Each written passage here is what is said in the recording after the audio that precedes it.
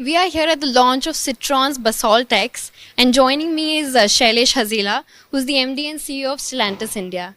Thank you for joining us on Business Today.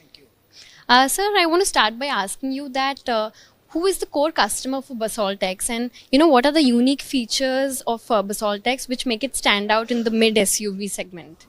I would say that the core customers of Basalt is not limited, and let's start with a young individual, young couple, young family, or even the one who wanted to experience the car in a very, I would say, accessible yet aspirational.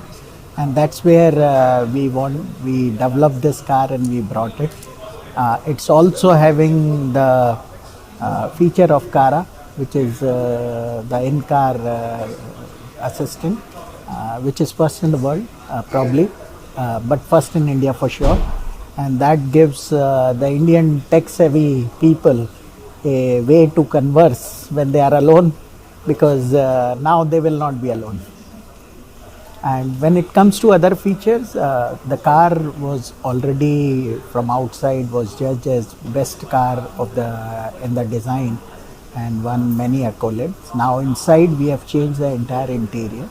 We have put the features which customer were looking forward for, but we went ahead and we did all these feature delivery in a different way. So like push start button or passive entry, you don't need to take the key out of your pocket. You just go to the car, it unlocks. That's the way we have done. Auto IRVM is a self-operated. Similarly, I would say the seats which are there, it is tropic cool, not just ventilated seats. So it brings the real need plus want together and put it in an aspirational way to the Indian customer. And how do you see the growth of the mid SUV segment in the coming time? It is the most busiest segment and most growing segment because people would like to get from A or entry level to the B, and B is the one which is happening. I would say in country like India it will continue to grow. And how do you see the pricing of the car? How will it affect in sustaining the margins? So important of when any OEMs define the prices, the important is they need to see what's the cost associated. The cost has to be sustainable, then it becomes the price, and that's where it becomes a sustainable. So what we have done with Basalt X launches, we looked at our price and the cost. More importantly, how can we eliminate some of the cost which is there and make it more accessible with a pricing action. And thanks to government decision on GST, which is really very welcome step, and it was awaited, but it will certainly add more and more buyers coming to buy passenger vehicle, and that will improve the demand in times to come. And the localization as well.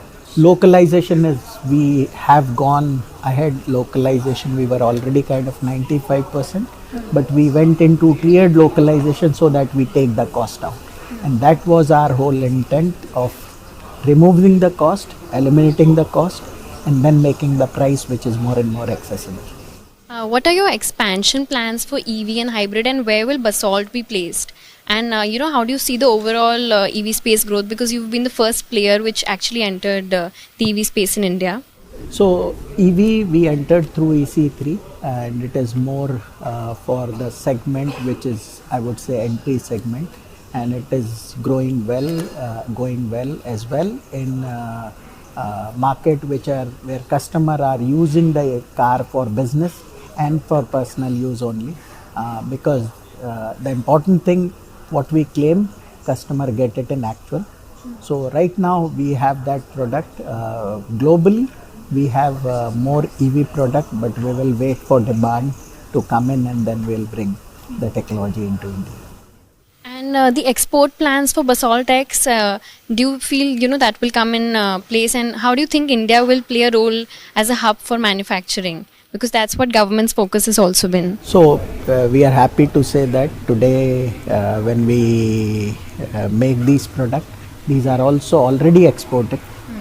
These are going to ASEAN market, these are going to African market, and obviously the demand of Basalt X which is the next level, will continue be there, and that's been asked from their side. So we will add more countries to our export list very soon. I mean, could you tell us which countries are you So planning? today we are already doing Indonesia, we are doing South Africa, we are also targeting Egypt. There would be all more country to be added on the RHD side of the market, because that's where we build the vehicle. So more to come. And how do you see the US tariffs on, especially the auto components, and also the disruptions coming from China with the rare earth magnets? Do you see that will disrupt the EV space? I think auto parts tariffs with US, it is there which government are engaged, both the government, and we hope that they will find a solution soon, because India is known for engineering capability and manufacturing capability where it can benefit all the remaining part of the world, and they should continue to use it. So I am hopeful to see some solution very quickly around that. Do you think it will affect the supply in any way? No, I don't think so, because India is becoming more and more self-sufficient, and the deep localization really helps us. So I may not see that as a supply disruption for us, for sure.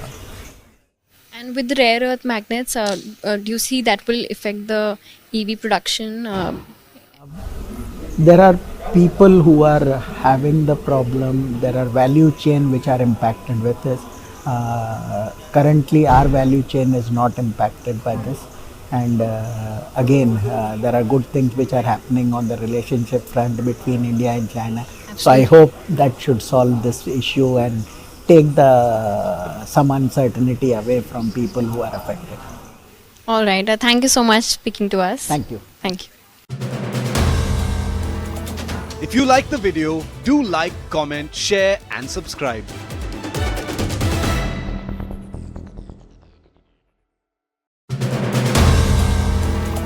If you like the video, do like, comment, share and subscribe.